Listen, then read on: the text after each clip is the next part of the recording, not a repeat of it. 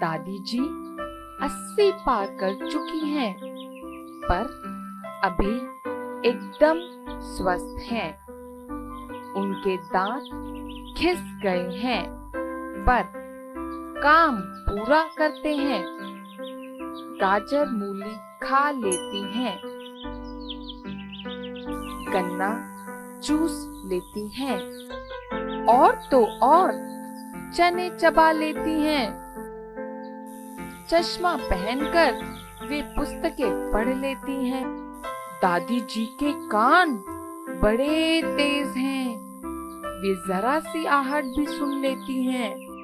हाँ, कमर थोड़ी झुक गई है और बाल सफेद हो गए हैं, फिर भी वे पूरी तरह स्वस्थ दिखाई देती हैं। दादी जी रोज सुबह शाम मंदिर जाती हैं। सर्दी हो, गर्मी हो या बरसात, वे मंदिर जरूर जाती हैं। शाम को मुझे भी अपने साथ मंदिर ले जाती हैं। दादी जी को बहुत से भजन याद हैं। उनका कंठ बड़ा सुरीला है, वे भजन गाती हैं। घर में हम सब दादी जी का आदर करते हैं। आते जाते लोग उनसे अम्मा राम राम कहते हैं। जवाब में वह कहती हैं, खुश रहो, सुखी रहो। दादी जी को बहुत सी कहानियां याद हैं। वे हमें रामायण की, महाभारत की और दूसरी कहानियां सुनाती हैं। हमें उनकी बहुत सी कहानियां याद हो गई हैं। दादी जी बच्चों को बहुत प्यार करती हैं। बच्चे भी उन्हें बहुत चाहते हैं। काम सिंह। एक आदमी था, उसका नाम था काम सिंह। नाम से क्या होता है? नाम काम सिंह था, पर था बड़ा निकम्मा। देखने में हट्टा कट्टा था, पर वह कोई काम नहीं करता था। लोगों के सामने हाथ फैला देता तो वे दया करके उसे कुछ न कुछ दे ही देते थे। धीरे धीरे उसकी यही आदत बन गई। दिन भर बेशरम बनकर भीख मांगता और खा पी कर पड़ा रहता।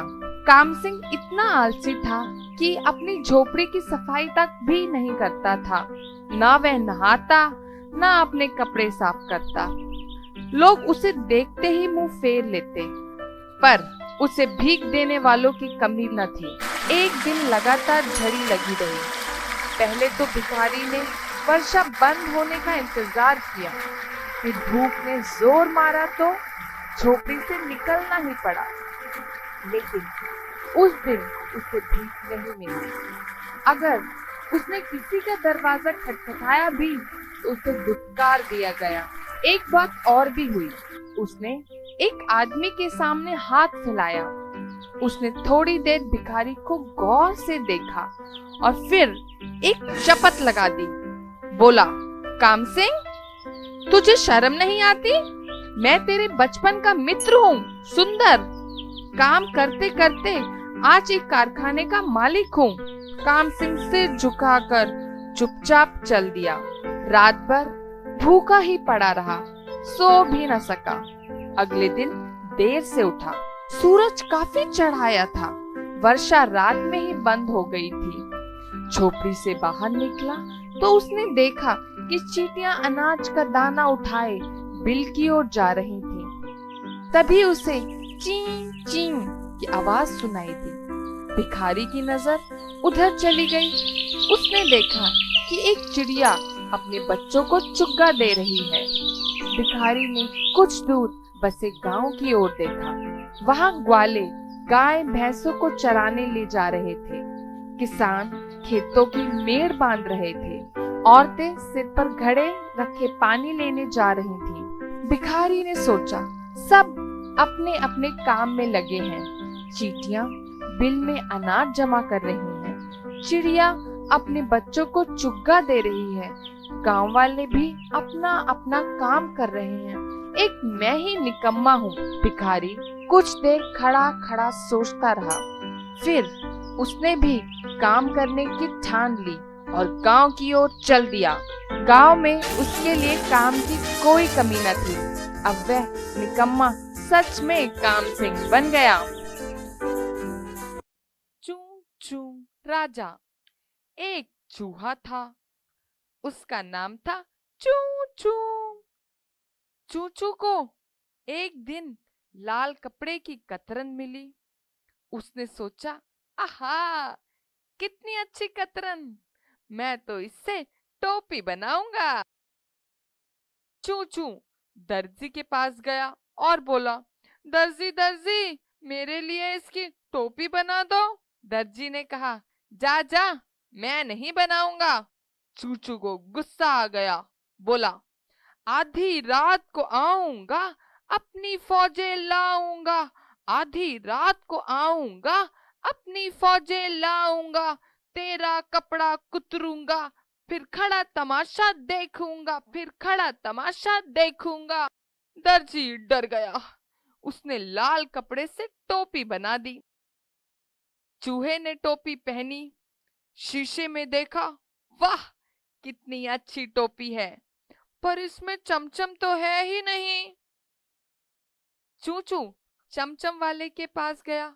बोला, भाई चमचम वाले, नमस्ते। नमस्ते चूचू, कैसे हो? तुम मेरी टोपी पर चमचम लगा दो, गोटा भी लगा दो। चमचम वाले ने कहा, मुझे फुर्सत नहीं है, तुम चले जाओ। चूचू को फिर गुस्सा आ गया। चूचू बोला, आधी रात को आऊंगा, अपनी फौजें लाऊंगा। आधी रात को आऊंगा, अपनी फौजें लाऊंगा। तेरा चमचम काटूंगा, फिर खड़ा तमाशा देखूंगा, फिर खड़ा तमाशा देखूंगा। चमचम वाला भी डर गया। उसने तुरंत टोपी पर चमचम लगा दी, गोटा भी लगा दिया। चूचू ने टोपी पहन ली, शीशे में देखा, बोला, वाह, मैं तो राजा बन गया। चूचू दौड़कर राजा के आंगन में पहुंचा। जोर जोर से चिल्लाकर कहने लगा, मेरी टोपी अच्छी, राजा की टोपी गंदी। मेरी टोपी अच्छी, राजा की टोपी गंदी। लोगों ने सुना तो राजा को बता दिया। राजा ने सुना तो सिपाहियों को बुलवाया। सिपाही चूचू से बोले, चूहे चूहे, तुझे राजा जी बुलाते हैं। चूचू बोला, ठीक से बात करो, मैं राजा हूं। मेरी टोपी राजा की टोपी से अच्छी है। राजा को मेरे पास लाओ, मैं राजा के पास नहीं जाऊंगा। राजा आया। उसने कहा, मेरी टोपी अच्छी है।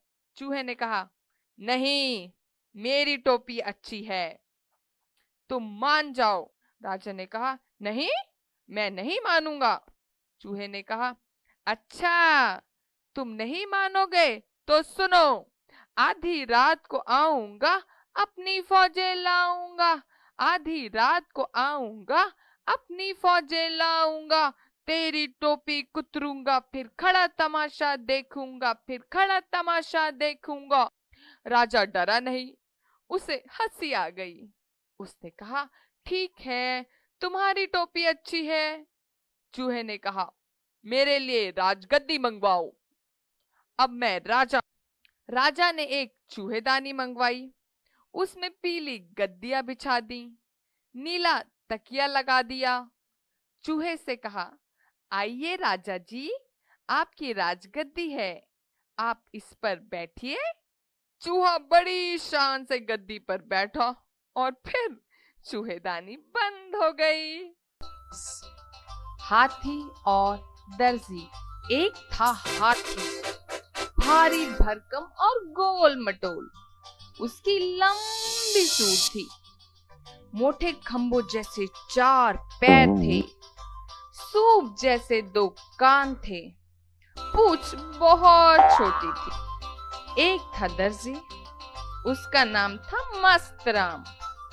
बाजार के नुक्कड़ पर उसकी दुकान थी। वह कमीज सिलता, कोट पैंट सिलता। बड़ा नाम था उसका। लोग कहते मस्तराम बहुत अच्छा दर्जी है। हाथी रोज बाजार का एक चक्कर अवश्य लगाता। उसे देखकर बच्चे खुश हो जाते। हाथी अपने सूर से कभी किसी को सहलाकर प्यार करता, फिर आगे बढ़ जाता। हाथी मस्तराम की दुकान पर अवश्य जाता था। मस्तराम भी उसे केले खिलाता तो कभी गन्ने। हाथी को केला और गन्ना बहुत पसंद था।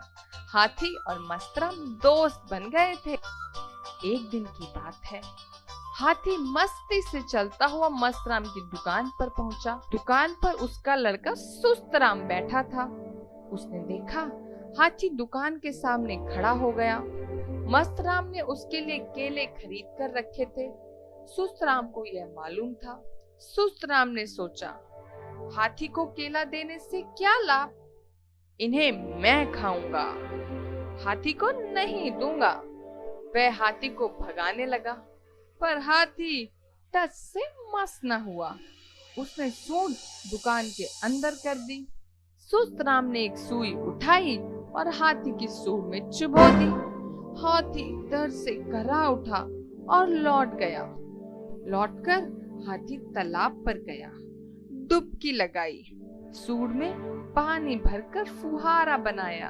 तालाब का बहुत सारा गंदा पानी सूंड में भर लिया। हाथी दोबारा बाजार की ओर चला। अब वह तेज चाल से चल रहा था।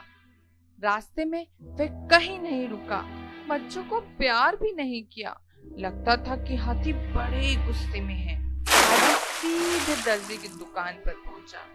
पहुंचते ही दूर से पानी और कीचड़ का फुहारा छोड़ दिया। सारी दुकान में कीचड़ फैल गया। अच्छे कपड़े खराब हो गए। सुस्तराम रोने लगा। तभी मस्तराम दर्जी लौट आया। दुकान की हालत देखकर वह हैरान हो गया। उसने सुस्तराम को डांट कर पूछा, तुमने क्या किया? सुस्तराम ने सब सच बता दिया। मस्तराम समझ गया कि हाथी ने बदला लिया है। उसने हाथी को सहलाया और केले खिलाए। सुस्तराम को समझाया कि पशुओं को कभी नहीं सताना चाहिए। उस दिन से सुस्तराम पशुओं से प्यार करता है।